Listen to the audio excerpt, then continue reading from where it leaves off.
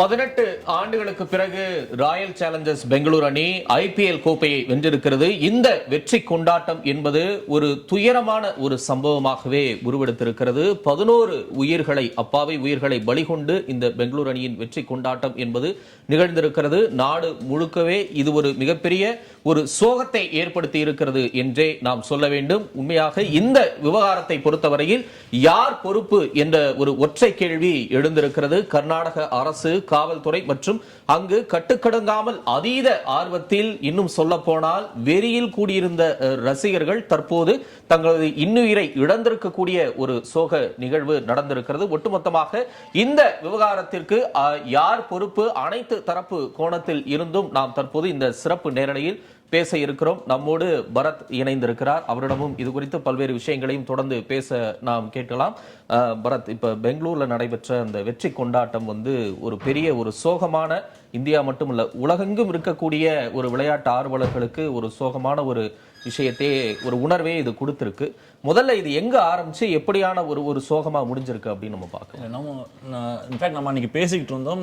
நீங்களும் நானும் கூட ஒரு நிகழ்ச்சியில் நீங்க சொன்னீங்க, ரசிகர்களுடைய அந்த ஒரு அதீத ஆர்வமே பல தருணங்கள் அவங்களுக்கு சிக்கலை உண்டு பண்ணுதுன்னு. பட் இது போட்டியில வெற்றி பெறாங்க. உங்களுக்கு தெரியும், இரவு 12, 12:30, 1 மணி ஆயிடுச்சு. அந்த வெற்றி கொண்டாட்டங்கள் அங்க முடிஞ்சு உடனடியா ஒரு 14-15 மணி நேரத்துக்குள்ள நாம திருப்பி பெங்களூர் உள்ள வரோம். நாம ஒரு பெரிய பரேடு வரப்போறோம் ஓப்பன் ஜீப்ல. நல்ல வேளை அதை அரசு முன்னெச்சரிக்கை நடவடிக்கையா டிராபிக் ஜாம்ஸ் பயங்கரமா இருக்கும், வேண்டாம் நிறுத்தினதுனால அது தப்பிச்சது. இன்ஃபேக்ட் அது இருந்தா கூட தப்பிச்சிருக்குமோ என்னவோ, நிறைய இடத்துல எல்லாம் பார்த்துருப்பாங்க. பட் இது எந்த பிளானிங்கும் இல்லை. ஏன்னா அவங்க 18 வருஷ காத்திருப்புன்னும் போது கிட்டத்தட்ட ஒரு 4 மடங்கு எதிர்பார்த்ததோட க்ரௌடு வந்துட்டாங்கன்றது தான் உண்மை. ஸ்டேடியம்ல நீங்க QR கோட்ஸ் வச்சிருக்கலாம், இல்ல டிக்கெட்ஸை கொடுத்து ஒரு 2 நாள் டைம் எடுத்து கூட இதை பண்ணிருக்கலாம். இவ்வளவு அவசரமா பண்ண வேண்டிய அவசியம் இல்லை. நான் இதுக்கு கொரோலரியா சொல்லக்கூடியது ஒரு CSK உடைய அந்த ஒரு வெற்றியை தான். ஏன்னா நம்ம கிட்ட இருந்து பார்த்த அந்த வெற்றி தான் சொல்ல முடியும்.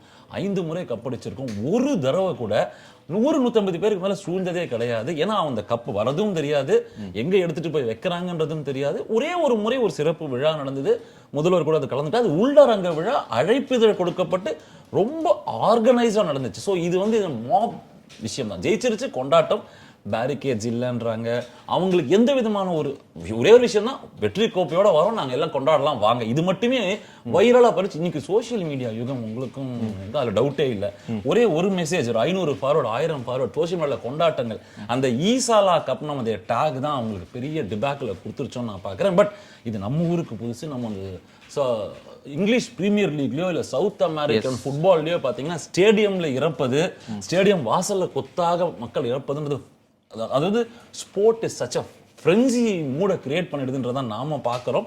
அது நேற்று நிச்சயமா கட்டுப்படுத்தப்பட்டிருக்கணும். பட் நான் இதுக்கு விளையாட்டு வீரர்களும் ஒரு விதத்துல நம்ம அதை கோலி மாதிரி ஒருத்தர் ஸ்டர்னா இல்லைங்க நான் இன்னைக்கு வரலைங்க, எனக்கு பயமா இருக்கு, 18 வருஷம் கழிச்சு வந்திருக்கோம், இன்னும் ஒரு டைம் எடுத்துட்டு வருவோம்னு சொல்லியிருக்கணும். அவங்களும் அதை செய்யல. உள்ளுக்குள்ள போய் விழால கலந்துக்கிட்டதும் அது வருத்தமா இருக்கு. ரசிகர்களோட ஆர்வத்தையும் கொஞ்சம் கட்டுப்படுத்தினோம். பட் அது அதிகாரிகள் அந்த சைடு எப்படி இருந்துச்சுன்றது. எஸ், கண்டிப்பா. இப்ப அரசு தரப்புல இருந்து நம்ம பார்க்கும்போது கர்நாடக அரசாங்கமே இதை தங்களுடைய ஒரு வெற்றியா கிளைம் பண்ணிக்கணும் அப்படின்னு அவங்க நினைக்கிறாங்க. ஏன்னா பெங்களூர் அணி ஜெயிச்சதற்கு பிறகு பெங்களூர் நகரம் முழுவதுமே ஒரு விடிய ஒரு கொண்டாட்டமா இருந்து, ஒரு முதலமைச்சர் ஒரு கன்னட உணர்வை இன்னும் கொழுந்து விட்டு எரிய செய்திருக்கிறது, நம்முடைய பெருமைகளை உலகெல்லாம் பரவ செய்திருக்கிறது அப்படின்னு ட்வீட் போடுறாரு. இன்னொரு பக்கம் கர்நாடக துணை முதலமைச்சர் DK சிவகுமார் அவர் ஒரு ட்வீட் போடுறாரு, கர்நாடகா ரோர் வித் பிரைட் அப்படின்னு. இதை கர்நாடக மாநிலத்திற்கான இல்ல ஒரு கன்னட இன உணர்வுக்கான ஒரு வெற்றியா அறுவடை பண்ண தொடங்கிட்டாங்க. அது முதலமைச்சர் உட்பட துணை முதலமைச்சர்ல இருந்து எல்லா அரசியல் கட்சி தலைவர்கள், அங்க இருக்கக்கூடிய கன்னட அமைப்பினர் எல்லாருமே இதை கொண்டாட ஆரம்பிச்சிட்டாங்க. கர்நாடக மண்ணினுடைய கொடி, அந்த மஞ்சள் சிகப்பு, அந்த கொடியை கையிலேந்தி ஒரு பெரிய வெற்றியா கொண்டாட தொடங்கிட்டாங்க.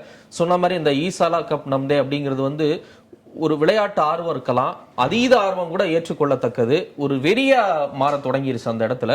18 வருஷமா கோப்பையை ஜெயிக்காத டெல்லி டேர் டெவில்ஸ் இருக்கிறாங்க, டெல்லி கேபிட்டல்ஸா மாறி இருக்கிறாங்க. பஞ்சாப் கிங்ஸ் அவங்களும் இந்த முறையில 18 வருஷம் கோப்பையை ஜெயிக்கல. அவங்களுக்கெல்லாம் இல்லாத ஒரு ஆர்வம் இவர்களுக்கு கடந்த 18 வருஷமாவே இதை ஊட்டி வளர்த்திருக்கிறாங்க. இந்த முறை கர்நாடகத்தினுடைய ஒரு பெருமையா அவங்க அதை செலிப்ரேட் பண்ணணும்னு நினைக்கிறாங்க. ஜெயிச்ச உடனே ஒரு 2 நாள் ஒரு ஓய்வு விட்டுருக்கலாம். ஆனா அதை செய்யாம மறுநாளே அவங்கள ஓபன் பரேடு போகணும்னு சொல்லி கர்நாடக காவல்துறை எச்சரிச்சிருக்கிறாங்க. எச்சரித்த பிறகு அவங்க பேருந்துக்குள்ள உட்கார்ந்து அந்த நிகழ்வு நடந்திருக்கு. விதான் சௌதா போறாங்க. அங்க போய் அங்க ஆளுநர் கலந்துக்கிறார், தாவர்சந்த் கெலோட், முதலமைச்சர், துணை முதலமைச்சர், உள்துறை அமைச்சர் பரமேஸ்வரா, எல்லாரும் கலந்துக்கிறாங்க. அவ்வளவு பெரிய ஒரு கிரௌட மேனேஜ் பண்ணுவதற்கான ஒரு எந்த விதமான ஒரு திட்டமிடலும் இல்லை. கொண்டாட்டத்துல மனம் வந்து ஒரு அலாதியா இருக்கும், தரையில கால் நிக்காதும்பாங்க. அந்த மாதிரியான ஒரு சூழல்ல ஒரு எந்த விதமான ஒழுங்குபடுத்துதல் திட்டமிடல் இல்லாம நடைபெற்ற ஒரு விழாவா இருந்திருக்கு. மாநகர காவல்துறை எச்சரித்த பிறகும் இந்த விழாவை அவங்க நடத்தியிருக்கிறாங்க. விதான் சௌதால நடந்து முடிஞ்சதற்கு பிறகு திருப்பி இந்த மாநில கிரிக்கெட் சங்கம், கர்நாடக கிரிக்கெட் அசோசியேஷன், அவங்க சார்பா மைதானத்துல நடத்தியிருக்கிறாங்க. இதுல ரொம்ப கவலைப்பட வேண்டிய விஷயம் என்னன்னா, மைதானத்துல இந்த மாதிரியான வெற்றி கொண்டாட்டம் தொடங்கி இருக்கு. மைதானத்தை நோக்கி எல்லாருமே படையெடுத்து போயிருக்கிறாங்க. ஏறக்குறைய ஒரு 35,000 பேர் சூழ வேண்டிய ஒரு இடத்துல 2 ல இருந்து 3 லட்சம் பேர் சூழ்ந்து இருக்கிறாங்க. எந்த திட்டமிடலும் இல்லை. இந்த கிளைமை நம்ம எடுத்துக்கணும், இந்த வெற்றியே நம்ம அறுவடை பண்ணிக்கணும் அப்படிங்கறதா எல்லாருடைய ஒரு நோக்கமாக இருந்திருக்கு. இது இப்போ இது ஒரு பிரான்சைசி கிரிக்கெட். இது வந்து ஒரு இந்திய நாட்டிற்காகவோ இல்ல நம்ம ரஞ்சி டிராஃபில ஜெயிக்கும் போது கர்நாடகாவை நீங்க வந்து கொண்டாடுறது கூட பெரிய விஷயம் இல்ல. ஒரு பிரான்சைசி கிளப் கிரிக்கெட்டுக்கு இவ்வளவு இம்பார்ட்டன்ஸ் கொடுக்கணுமா? நீங்க சொல்லக்கூடிய அந்த கொடிகளை கொடுப்பதும் என்னுடைய பிரைடுன்னு சொல்றதும் அவசியமா? இல்ல, இது நிச்சயமா தேவையில்லாத ஒரு வெறுப்பை தான் சம்பாதிக்கும் அப்படின்னு நம்ம சொல்லலாம். ஏன்னா இப்போ நம்ம கூர்ந்து கவனிச்சோம்னா ஆர்சிபியில் விளையாடுற யாருமே வந்து கனடிகாஸ் கிடையாது. வட மாநிலத்தை சேர்ந்தவங்க இருக்கிறாங்க. தமிழ்நாட்டை சேர்ந்த தினேஷ் கார்த்திக் தான் அவங்களோட பேட்டிங் கோச்சா இருக்கிறாரு. எல்லாரும் சேர்ந்து அந்த அணியை வெற்றி பெற வைத்திருக்கிறாங்க. ஈவன் சிஎஸ்கேல கூட தமிழர்கள் யாரும் கிடையாது, அஸ்வினை தவிர்த்து பார்த்தா. அவருமே இந்த வருஷம் தான் வந்திருக்கிறாரு. தோனி தலைமையில தான் நம்ம கப்பு ஜெயிக்கிறோம். சிஎஸ்கேல தமிழர்களை சேர்க்கணும் அப்படின்னு பாமக எம்எல்ஏ கூட சட்டப்பேரவையில கொஞ்ச நாளைக்கு முன்னாடி பேசினார். அது கூட நமக்கு நினைவு இருக்கலாம். ஆனா இதெல்லாம் கடந்து ஸ்போர்ட் வந்து நம்ம அப்படியான ஒரு இன ஒதுக்கல்ல வந்து நம்ம பார்க்க முடியாது. ஆனா அவங்க அந்த மாதிரியான ஒரு உணர்வை வந்து தொடர்ந்து கட்டமைச்சுக்கிட்டே இருந்தாங்க. அந்த கொண்டாட்டம் வந்து இந்த மாதிரியான ஒரு மிகப்பெரிய ஒரு டிராஜடி, ஒரு மோசமான ஒரு விஷயத்தை நோக்கி கொண்டு போயிருக்கு. அங்க நின்று கர்நாடக தாய் வாழ்த்து பாடுவதும், அங்க வந்து கன்னட செலிப்ரேஷனை வந்து ரொம்ப அதிக அளவுல ஊக்குவிச்ச அந்த விஷயங்களை எல்லாம் கூட நம்ம பார்த்தோம். சோ அரசியல்வாதிகள் அங்க யாரா இருந்தாலும் இதை பண்ணியிருப்பாங்கிறதா என்னுடைய ஒரு கருத்தா இருக்கு. இது காங்கிரஸ், பிஜேபி அப்படிங்கிறத கடந்து இந்த ஒரு விஷயத்த நம்ம கையில் எடுத்துக்கணும், நம்ம அந்த கன்னட பிரைடை வந்து நம்ம அறுவடை பண்ணணும் அப்படிங்கிற அதுதான் மிக முக்கியமான ஒரு பாயிண்டா இருந்திருக்கு. அந்த இடத்துல இருந்தா இப்படி எல்லா இடத்துலயுமே வந்து ஒரு எந்த விதமான ஒரு பொறுப்புணர்வுமே இல்லாம செய்யப்பட்ட ஒரு விஷயமாவும் இருக்கு. அரசு தரப்புல அங்க இருக்கக்கூடிய காவல்துறைகள் அதிகாரிகள் தரப்புல இப்படி இருந்திருக்கிறாங்கன்னா, இன்னொரு முக்கியமான ஒரு விஷயம், வருந்தத்தக்க விஷயம் என்னன்னா, பெங்களூரு அணி வீரர்களுமே கொஞ்சம் கூட பொறுப்பு இல்லாம நடந்திருக்கிறாங்க. ஏன்னா வெளியில இவ்வளவு பெரிய ஒரு கிரௌடு கூடி இருக்கு, அந்த கிரௌடு ரொம்ப மோசமா இருக்கு, அவங்க உள்ள போறதுக்கு முன்னாடியே 2 பேர் இறந்துட்டாங்க அப்படின்ற செய்திகள்லாம் வர தொடங்கிருச்சு. ஆனா உள்ள வந்து அந்த செலிப்ரேஷன் வந்து தொடங்கி நடந்துகிட்டு இருந்திருக்கு. எஸ், அந்த விக்டரி லேப் பண்ணியிருக்காங்க. அது ரொம்ப வந்து கேட்கறதுக்குமே ரொம்ப சங்கடமா இருக்கு. விராட் கோலி மாதிரியான ஒரு வீரர்கள், அங்க இருக்கக்கூடிய பலருக்கும் அங்க ஒரு துயரமான சம்பவம் நடந்துகிட்டு இருக்கு, ரொம்ப மோசமான சூழல் இருக்குன்னு தெரிஞ்சும் அதை ஸ்டார்ட் பண்ணி கொண்டாடி இருக்கிறாங்க. ஐபிஎல்லுடைய தலைவர் போன் பண்ணி சொல்ற வரைக்கும் இந்த கொண்டாட்டத்தை உடனே முடிச்சுக்கங்க அப்படின்னு சொல்ற வரைக்கும் அந்த விழா நடந்துகிட்டே இருந்திருக்கு. ஆனா எங்களுக்கு உள்ள வந்து அது தெரியல அப்படின்னு சொல்றாங்க. ஆனா அனுஷ்கா சர்மா இன்ஸ்டாகிராம்ல ஸ்டோரி போட்டிருக்காங்க. அதுதான் நான் கேட்க வந்தேன். இன்னைக்கு வந்து டெக்னாலஜி வேர்ல்டு கையில மொபைல் இருக்கு, நீங்க சோஷியல் மீடியா ஹேஷ்டேக்ஸ்லயே போயிடுச்சு. நீங்க அவங்க அந்த விழா நடக்கும் போதே பெங்களூர் ஸ்டாம்பீடுன்றது ஒரு ஹேஷ்டேகா ட்ரெண்ட் ஆயிட்டு இருந்துச்சு சோஷியல் மீடியால. அதுல இன்னொரு ஆட் ஆன் டு தட் என்னன்னா, ஒரு நீங்க சொன்னீங்க 2 நாள் டைம் எடுத்துக்கிறதுன்னு, அதுக்கு ஒரு கிளாசிக் எக்ஸாம்பிள் இப்ப ரீசெண்டா நம்ம பார்த்தோம்.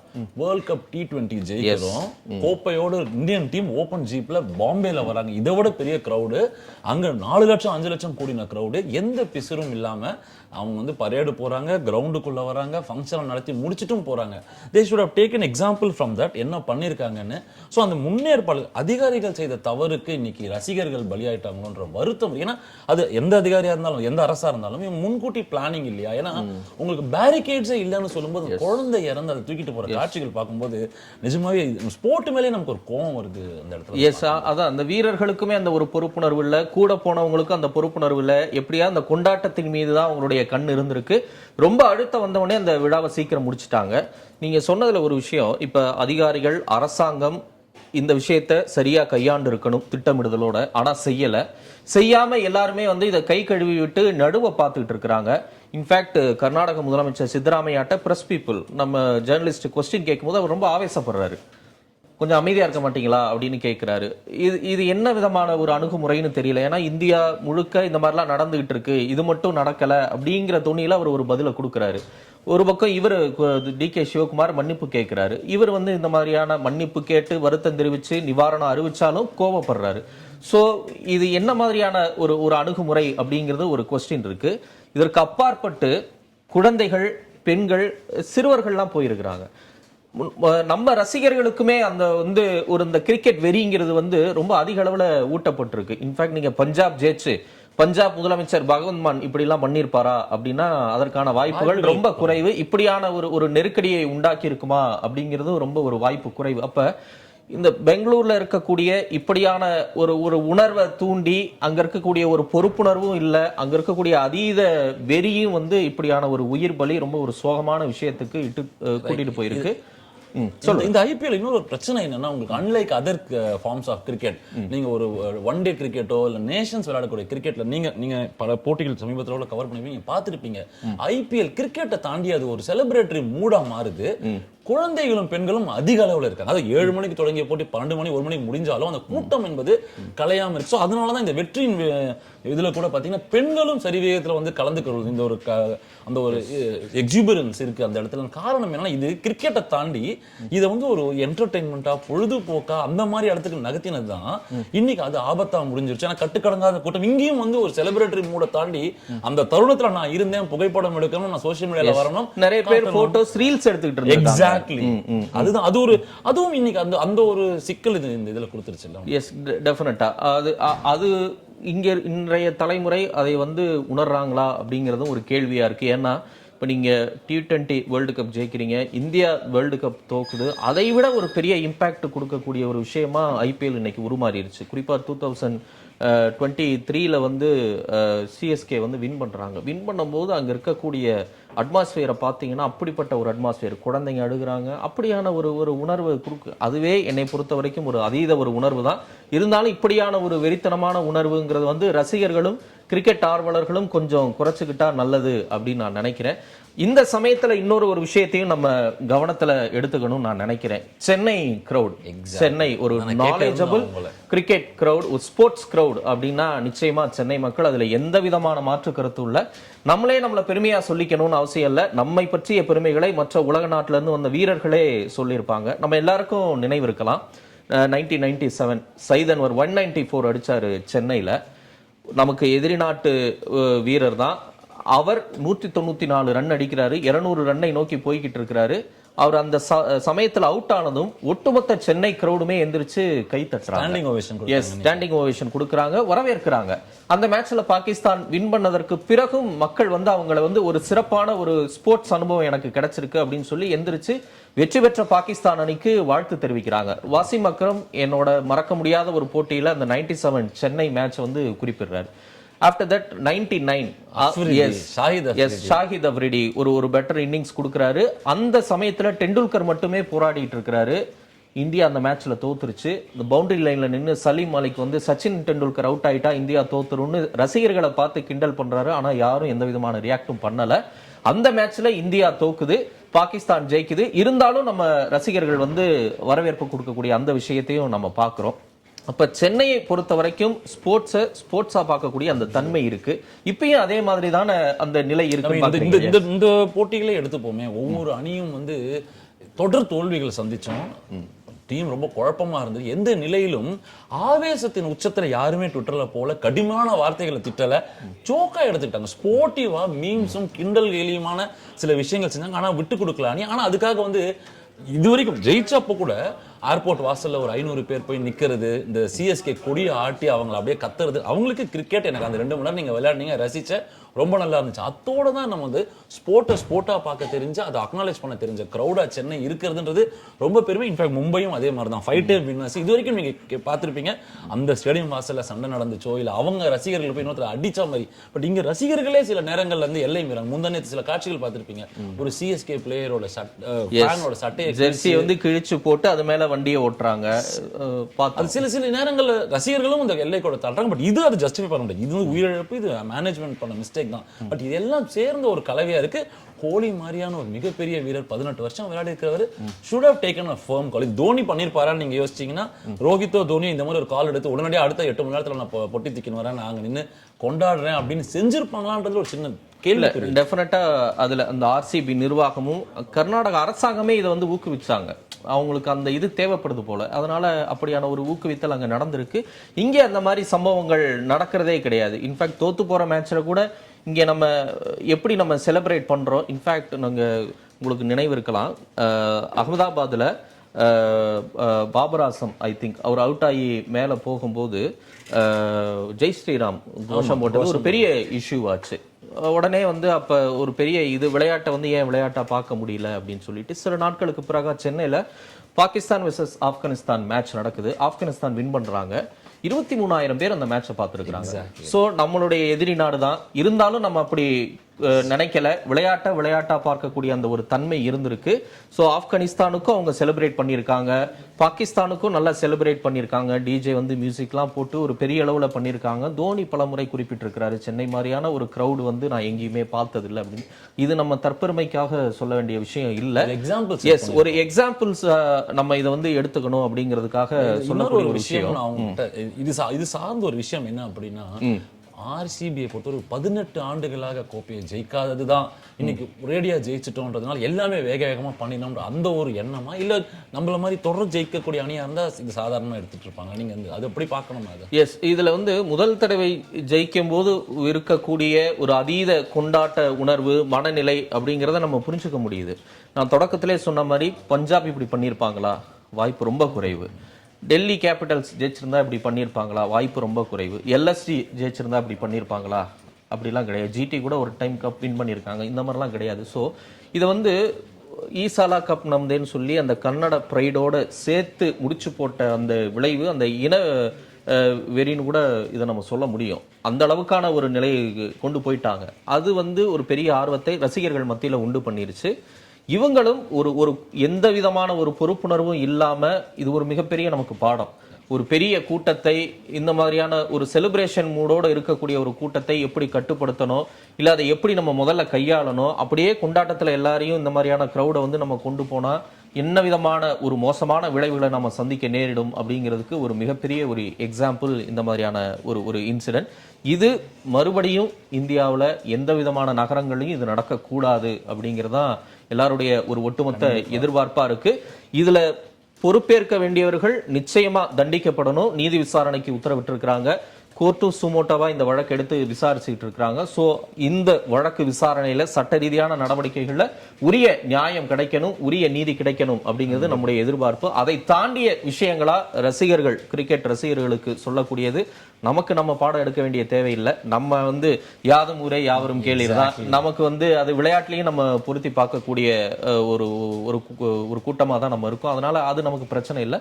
மற்றவர்கள் கிரிக்கெட் ஆர்வத்துல இல்ல மற்ற விளையாட்டின் மீதான ஆர்வத்துல இப்படியான ஒரு சிக்கல்களை போய் சந்திச்சு ஒரு துயரமான நிலையை நோக்கி போயிடக்கூடாது. இப்ப புஷ்பா படத்துல கூட நம்ம பார்த்தோம், ஒருத்தர் இறந்து போனாங்க இந்த மாதிரி கூட்டத்துல. அல்லு அர்ஜுன் அரெஸ்ட் பண்ணாங்க. சோ ஒரு பெருங்கூட்டத்தை எப்படி கட்டுப்படுத்தணும் அப்படிங்கிறதுக்கான ஒரு மிகப்பெரிய ஒரு பாடமா இது அமைஞ்சிருக்கு. ஒரு சின்ன ஒரு கேள்வியா வைக்கிறேன். நீங்க யார் ரெப்ரசென்ட் பண்றாங்க எப்படி? இப்போ ஃபார் எக்ஸாம்பிள் கடைசி போட்டிகள் எல்லாம் கோலி வந்து தன்னை வந்து ஒரு சண்டை கோழி மாதிரி அந்த இடத்துல பல தருணங்கள்ல அவர் வந்து அவரோட ஆட்டிடியூட் வந்து வாசிஃபரஸா இருந்தது. மேபி அது வந்து நம்ம ஃபேன்ஸ் மத்தியிலையும் அது இன்ஃபெக்ஷியஸ் ஆகும். ஏன்னா உங்களை வழிநடத்தக்கூடிய ஒருத்தர் களத்துல வந்து ஆக்ரோஷம் காட்டும்போது அந்த ஆக்ரோஷம் அரங்குகளில் பார்க்கும் அவருடைய ரசிகர்களுக்கும் அது தொற்றிக்கொள்ளும் ஆபத்து இருக்கு. ஏன்னா நம்ம கேப்டன் கூல்ன்றோம் தோனியை, ஸ்ரேயஸை கேப்டன் கூல்னு சொல்றோம், ரோஹித்தை கேப்டன் கூல் சொல்றோம். பட் இவருடைய அந்த ஒரு ஆக்ரோஷம் கூட ஸ்டாண்ட்ல பிரதிபலிக்குது. ஏன்னா நம்ம பார்த்தோம் சிஎஸ்கே ஃபேன்ஸ் அவங்க அடிச்ச விஷயங்கள், அவங்க வந்து அந்த இவரெல்லாம் சட்டையெல்லாம் கழட்டி போட்டது, அதுவும் கொஞ்சம் players should set an example for their fans. Yes, டெஃபினட்டா பிளேயர்ஸ்க்கு அந்த ஒரு தன்மை வேணும். அதை வந்து நம்மளை வந்து பல லட்சக்கணக்கான கோடிக்கணக்கான இளைஞர்கள் ஆதர்சமா நினைக்கிறாங்க. அதனால அந்த பொறுப்புணர்வோட நடக்கணும். இன்ஃபேக்ட் கங்குலி கூட தான் ஆக்ரோஷம் காமிச்சாரு, லார்ட்ஸ்ல வரைக்கும் போய் காமிச்சாரு. நம்ம அதெல்லாம் ஒன்றும் பெருசா எடுத்துக்கலையே. பட் கோலிக்கு இருக்கக்கூடிய அந்த ஒரு பொறுப்புணர்வு, கோலி மாதிரி இருக்கக்கூடியவர்களுக்கு அந்த ஒரு பொறுப்புணர்வு இருக்கு. அவங்களும் பார்த்து என்ன விதமான முடிவுகளை எடுக்கணுமோ எடுப்பதற்குண்டான விஷயங்களை முன்னெடுக்கணும். இதற்கு அப்பாற்பட்டு இந்த மாதிரியான விஷயங்கள்ல ஏன்னா நிர்வாகத்துக்கிட்ட தான் அந்த ஹோல்டு இருக்கு. ரசிகர்களுக்கு நம்ம என்னதான் ஒரு அறிவுறுத்தல் சொன்னாலும் இல்ல கவனமா இருங்கன்னு ஒரு எச்சரிக்கை உணர்வை நம்ம கொடுக்கணும்னு நினைச்சா கூட அந்த நிர்வாகத்தின் கையில தான் அந்த பிடி இருக்கு. ஸோ கர்நாடகத்தில் நடைபெற்ற இந்த ஒரு மோசமான ஒரு விஷயம் எல்லாருக்குமான ஒரு பாடமா இருந்திருக்கு. குறிப்பா விளையாட்டுத்துறை சார்ந்த விஷயங்களுக்கு ஒரு பெரிய பாடமா இருந்திருக்கு. இந்த பாடத்திலிருந்து மற்ற நகரங்கள்லயோ இல்ல மற்ற இடங்கள்லயோ குறிப்பா நம்ம ஊர்கள்லயோ, நம்ம ஊர்ல நடக்கிறதுக்கு வாய்ப்பு மிக குறைவு. ஏன்னா ஐஎஸ்எல்ல கூட சச்சின் டீம் தான் Kerala blasters. But Chennai FC நம்ம அணினா கூட அவர்களுக்கு தான் நம்ம வாழ்த்து தெரிவிச்சோம். ஸோ எந்த ஸ்போர்ட்டா இருந்தாலும் அப்படிப்பட்ட ஒரு உணர்வு கொண்டவங்க தான். 1967 ஏன் சாப்பல் வந்து இங்க விளையாடும் போதே சொல்லியிருக்காரு சென்னை கிரௌட. ஸோ மறுபடியும் இதை வந்து ஒரு பெருமிதமா அணுகாம ஒரு விளையாட்டா பார்த்து அதுக்கு உயிரை விட எந்த கொண்டாட்டமும் பெரிதல்ல அப்படிங்கிற ஒரு உணர்வு ரசிகர்களுக்கு வேணும். ஒரு டெய்ல் பீஸா உங்ககிட்ட ஒண்ணு, இப்போ இந்தியா வந்து அடுத்த கட்டத்தை நோக்கி நகருது விளையாட்டுத்துறையில. குறிப்பா பார்த்தா 2036 ஒலிம்பிக்ஸ்க்கு நாங்க பிட் பண்றோம்ன்றாங்க, காமன்வெல்த்துக்கு பிட் பண்றோம்ன்றாங்க. பட் அந்த மாதிரி தருணங்கள்ல இந்த மாதிரி ஒரு ஸ்டேடியம் நடக்கக்கூடிய நிகழ்வுகள் அப்படின்றது எந்த அளவுக்கு அதை பாதிக்கும்ன்ற ஒரு பிரச்சனையும் இருக்கு. எஸ், அது நம்ம கடைசியில பார்த்தா பாடமா தான் இதை எடுத்துக்கணும். டெஃபினட்டா பாதிப்பை கொடுக்கக்கூடிய விஷயம் தான் இது. ஆனா அதை உடனடியா சரி செஞ்சு இனிமேல் இவ்வாறான ஒரு மோசமான ஒரு சூழல், ஒரு துயரமான சூழல் நடக்காத வண்ணம் ஒரு பாடம் எடுத்துக்கணும். எல்லாமே நமக்கு ஒரு பாடம் தான். ஆனா இது நிச்சயமா நிர்வாகத்தில் இருக்கிறவங்க செஞ்சிருக்கணும். அட்லீஸ்ட் உளவுத்துறை அந்த விஷயத்தை வந்து கணிச்சு இல்ல இவ்வளவு பேர் கூடுவாங்க அப்படிங்கிற ஒரு விஷயத்தை வந்து கணிச்சு செஞ்சிருக்கணும். ஆனா அவங்க தவறிட்டாங்க. அவங்களுடைய நீட்சியா அரசாங்கம், நிர்வாகம் எல்லாருக்கும் இந்த பொறுப்பு இருக்கு. இந்த பொறுப்பை தட்டி கழிக்காம யார் யாருக்கு என்ன விதமான தண்டனை கிடைக்கணும், என்ன பாடம் கிடைக்கணுமோ அதுவும் கிடைக்கணும். இந்நேரம் கிடைச்சிருக்கும். அந்த பாடத்திலிருந்து எப்படியான ஒரு விஷயத்தை ஸ்போர்ட்ஸுங்கிறது வந்து ரொம்ப ஆரோக்கியமான ஒரு விஷயம். அந்த ஒரு ஆரோக்கியமான விஷயத்துல இப்படியான ஒரு அசம்பாவிதங்கள் நடக்கக்கூடாது அப்படிங்கறதான் நம்முடைய விஷயம். இதுல யார் யாரெல்லாம் தவறு செஞ்சிருக்காங்களோ தண்டிக்கப்படணும், பாடமும் கற்றுக்கொள்ளப்பட்டு இனிமேல் எப்படி இதை வழி நடத்தணுமோ அது சரியா வழி நடத்தணும் அப்படிங்கறதா நம்முடைய எண்ணமா இருக்கு. ஓகே, நன்றி பரத். நம்மளோட இணைஞ்சு தொடர்ந்து இந்த சிறப்பு நேரலையை நாம் நிறைவு செய்கிறோம். தொடர்ந்து விளையாட்டுத்துறை மீதான ஆர்வம் என்பது, விளையாட்டின் மீதான ஆர்வம் என்பது அசம்பாவிதத்துக்கு இட்டு செல்லக்கூடாது. அது நிச்சயமாக ஒரு கொண்டாட்டத்தின் வகையில் தான் நிற்க வேண்டும். உயிரை விட எந்த விதமான ஒரு கொண்டாட்டமும் பெரிதல்ல என்ற ஒரு உணர்வை இந்த ஒரு மோசமான ஒரு பேரிடர் என்றே நாம் குறிப்பிடலாம் நமக்கு உணர்த்தி இருக்கிறது. நீ அடுத்தடுத்த காலகட்டங்களில் இந்த எச்சரிக்கை மணி எப்படியான ஒரு நகர்த்தலை இட்டு செல்கிறது என்பதை பொறுத்திருந்து பார்க்கலாம்.